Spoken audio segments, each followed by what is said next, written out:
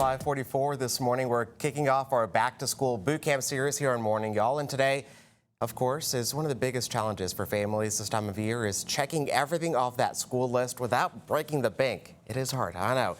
This morning, we're looking at what's driving up the back-to-school cost and the simple ways parents can stretch their dollars just a little bit further.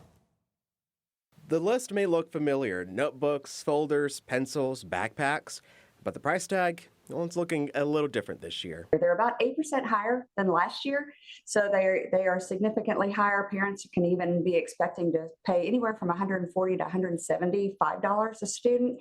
Dr. Camp with UT Tyler says inflation and tariffs are all playing a role in these rising prices. And then increased shipping costs are still a factor. And parents may want to pack some extra room in the budget this year.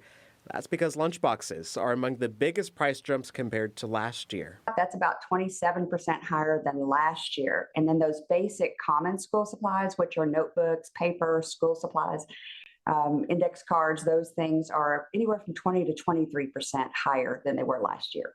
So what can parents do to keep the costs down? Well, Dr. Camp says don't go caught up chasing the A-plus brands. Sometimes the cheaper options make the best grade. I would encourage people to look for private label brands because that can save families, 26 to 40% overall if you're looking for those private label store brands rather than those national brands.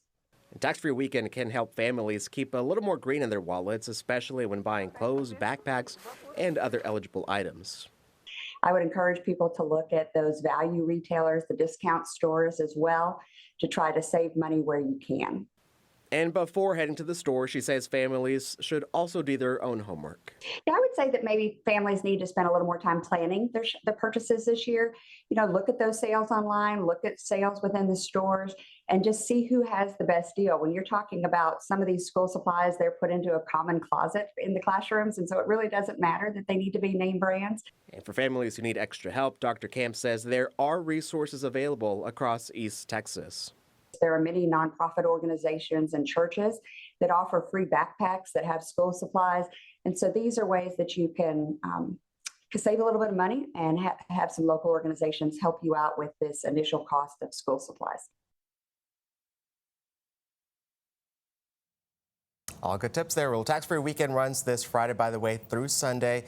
And before you head out shopping, make sure to check over our website for a full list of what qualifies and what doesn't for tax-free weekend.